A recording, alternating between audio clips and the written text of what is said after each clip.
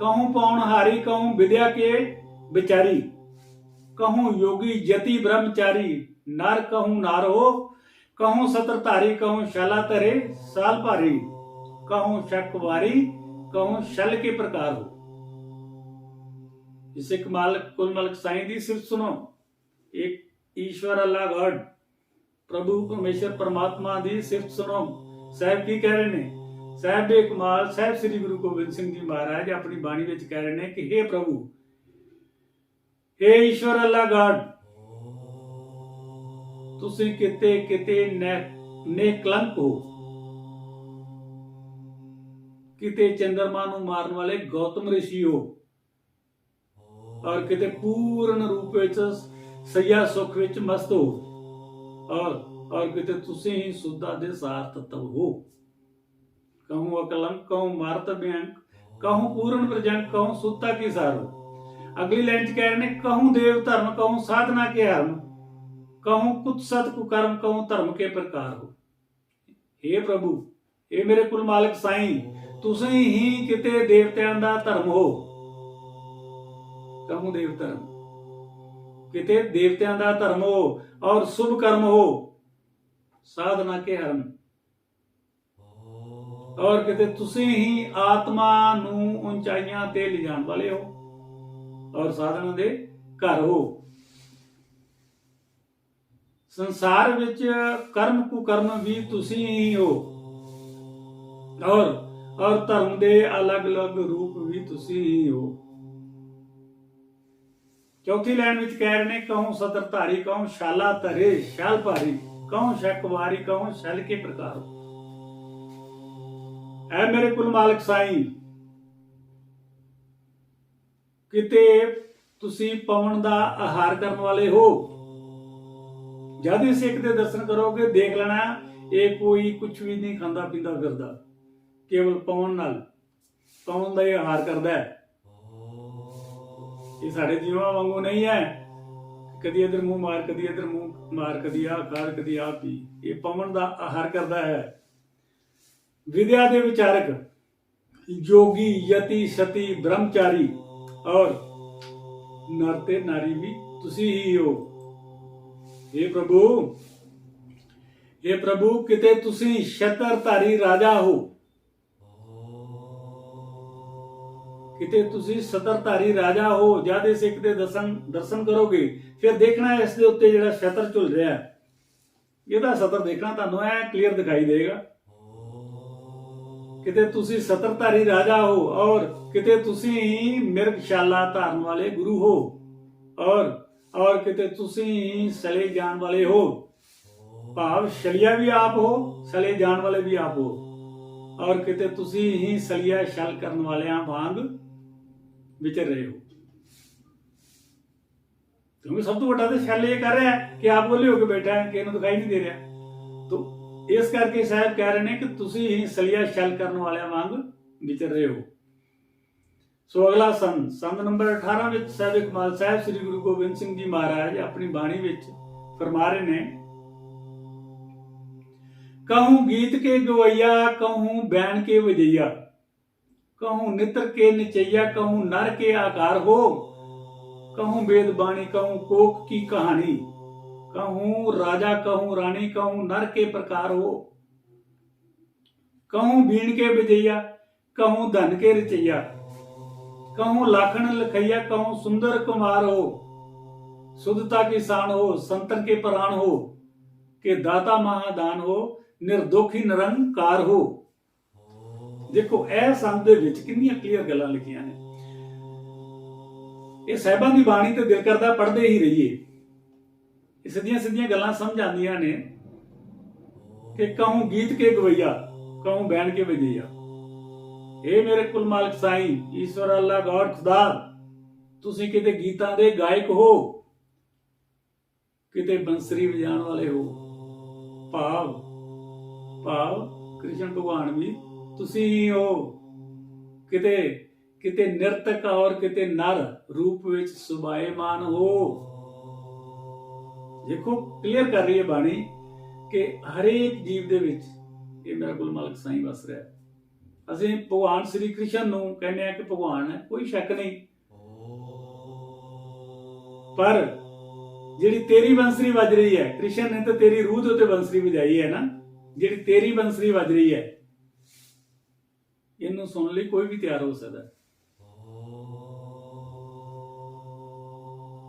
ਅਗਲੀ ਲਾਈਨ ਚ ਕਹਿ ਰਹੇ ਨੇ ਕਿ हे ਪ੍ਰਭੂ, ਇੱਕ ਤਰਫ ਤੁਸੀਂ ਵੇਦਾਂ ਦਾ ਗੰਭੀਰ ਗਿਆਨ ਹੋ, ਕਹੂੰ ਵੇਦ ਬਾਣੀ ਕਹੂੰ ਕੋਕ ਕੀ ਕਹਾਣੀ, ਇੱਕ ਤਰਫ ਤੁਸੀਂ ਵੇਦਾਂ ਦਾ ਗੰਭੀਰ ਗਿਆਨ ਹੋ, ਦੂਸਰੀ ਤਰਫ ਰਤ ਰਹੱਸੇ ਨੂੰ ਦੱਸਣ ਵਾਲੀ ਕਹਾਣੀ ਵੀ ਤੁਸੀਂ ਆਪ ਹੀ ਹੋ। ਕਹੂੰ ਰਾਜਾ ਕਹੂੰ ਰਾਣੀ ਕਹੂੰ ਨਰ ਕੇ ਪ੍ਰਕਾਰ ਹੋ, ਭਾਵ ਦੂਸਰੀ ਤਰਫ ਰਤ ਰਹੱਸੇ ਨੂੰ ਦੱਸਣ ਵਾਲੀ ਕਹਾਣੀ ਵੀ ਤੁਸੀਂ ਆਪ ਹੀ ਹੋ। ਤੀਸਰੀ ਲਾਈਨ ਵਿੱਚ ਕਹਿ ਰਹੇ ਨੇ ਕਹੂੰ ਬੀਣ ਕੇ ਵਜਈਆ ਕਹੂੰ ਧਨ ਕੇ ਰਚਈਆ ਕਹੂੰ ਲਾਖਣ ਲਖਈਆ ਕਹੀਂ ਕਹੂੰ ਸੁੰਦਰ ਕੁਮਾਰ ਹੋ। ਐ ਮੇਰੇ ਕੁਲ ਮਾਲਕ ਸਾਈਂ, ਐ ਪ੍ਰਭੂ, ਤੁਸੀਂ ਖੁਦ ਰਾਜਾ ਰਾਣੀ ਔਰ ਨਾਰੀਆਂ ਦੀ ਤਰ੍ਹਾਂ ਹੋ। ਕਿਤੇ ਬੰਸਰੀ ਵਜਾਉਣ ਵਾਲੇ, ਗਊਆਂ ਨੂੰ ਚਰਾਉਣ ਵਾਲੇ ਸ੍ਰੀ ਕ੍ਰਿਸ਼ਨ ਹੋ, ਔਰ ਲੱਖਾਂ ਨੂੰ ਆਕਰਸ਼ਿਤ ਕਰਨ ਵਾਲੇ ਸੁੰਦਰ ਕੁਮਾਰ ਵੀ ਤੁਸੀਂ ਆਪ ਹੀ ਹੋ। ਐ ਮੇਰੇ ਈਸ਼ਵਰ ਅੱਲਾਹ ਗॉड खुदा, हे प्रभु, शुद्धता और सुंदरता भी तुसी ही हो, और शुद्धता दी शान हो, संतन के प्राण हो, कि दाता महादान हो, निर्दोखी निरंकार हो। शुद्धता और सुंदरता भी तुसी ही हो, और हे निर्वैर प्रभु, तुसी ही निराकार निरंकार हो। दास निरंकारी वीरा आगे बेनती करेगा कि देखो साहबा ने कितना नित्र के इस निराकार निरंकार के दर्शन कराए ने। सुनी जाओ सिफत जिन्नी मर्जी सुनी जाओ, जिन्ने दर्शन करने रज के करी जाओ।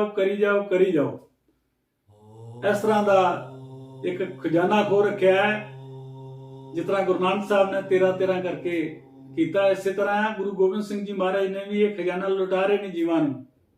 अगले संद नंबर 19 कह रहे ने कि निर्जुर निरूप हो कि सुंदर स्वरूप हो। निर्जुर निरूप हो कि सुंदर स्वरूप हो, कि भूपन के भूप हो कि दाता महादान हो। प्राण के बचैया, दुध पुत के दवैया, रोग सोग के मटैया, किधरे मानी महा मान हो। विद्या के विचार हो कि यार दय अवतार हो के, सिद्धता की सूरत हो कि शुद्धता की शान हो।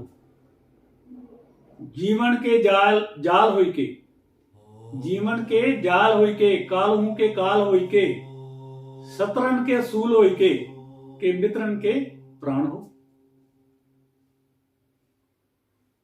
साहिब कमाल साहिब श्री गुरु गोबिंद सिंह जी महाराज संद नंबर 19 विच कह रहे हैं कि हे प्रभु, हे ईश्वर अल्लाह गॉड खुदा, तू कालां दे अनंत प्रवाह दे रूप विच केवल प्रवाहित होने वाला एक अरूप झरना भी तू ही है।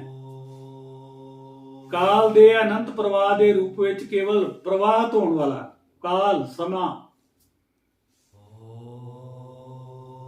काल दे अनंत प्रवाह दे रूप विच केवल प्रवाहित होने वाला एक अनूप झरना भी तू ही है। सुंदर स्वरूप वाला है ते राजा दा राजा है, और महादानियां नूं भी दान देने वाला एक तू ही तू है। हे प्रभु, दूसरी लाइन च कह रहे हैं कि प्राण के बचैया, दुध पुत के दवैया, रोग सोग के मटैया, किधरे मानी महामान हो। ऐ मेरे कुल मालक साईं, हे प्रभु, तुसी प्राणा दे रक्षक हो, प्राणपति हो, प्राणा दे रूप में अंदर बाहर आ और जा रहे हो। दुध पुत भाव संसारक सुख देने वाले हो, रोग और सोग का नाश करने वाले और किते बिमारियां का मान तोड़ने वाले महामानी भी आप ही हो।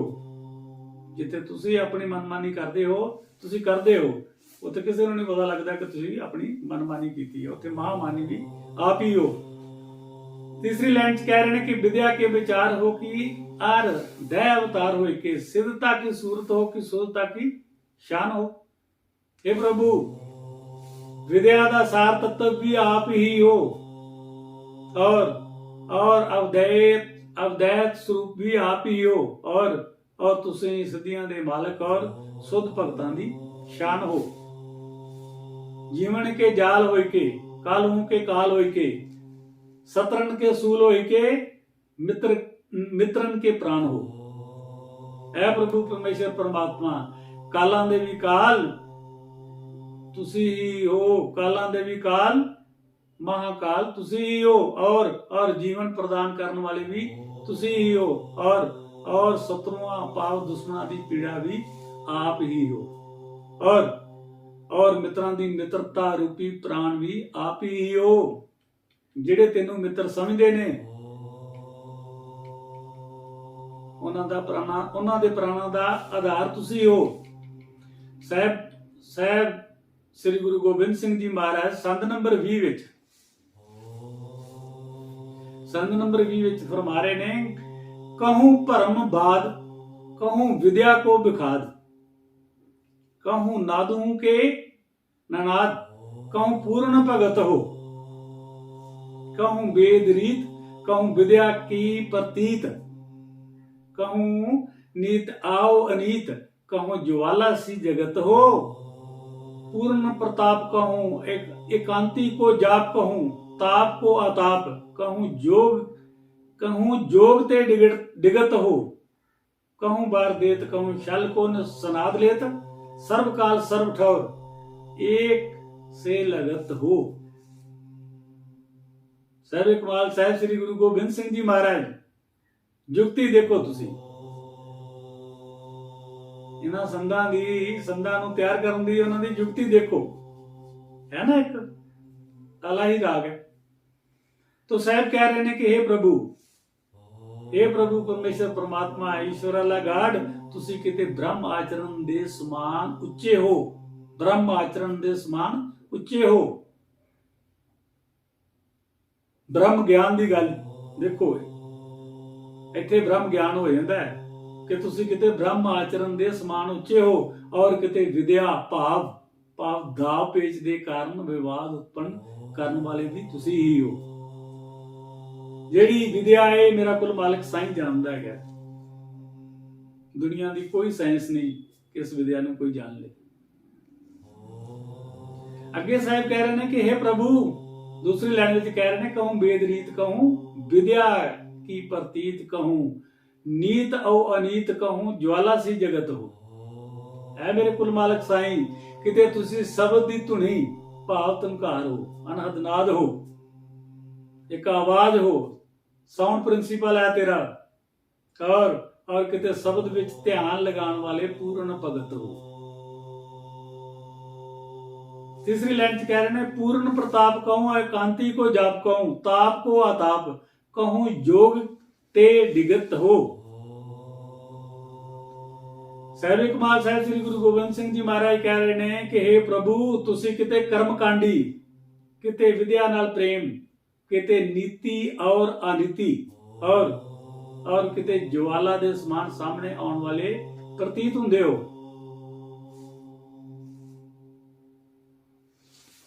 चौथे लाइन च कह रहे हैं कि कहूं बार देत, कहूं शल को सुनाद लेत, सर्व काल सर्व ठौर एक से लगत हो।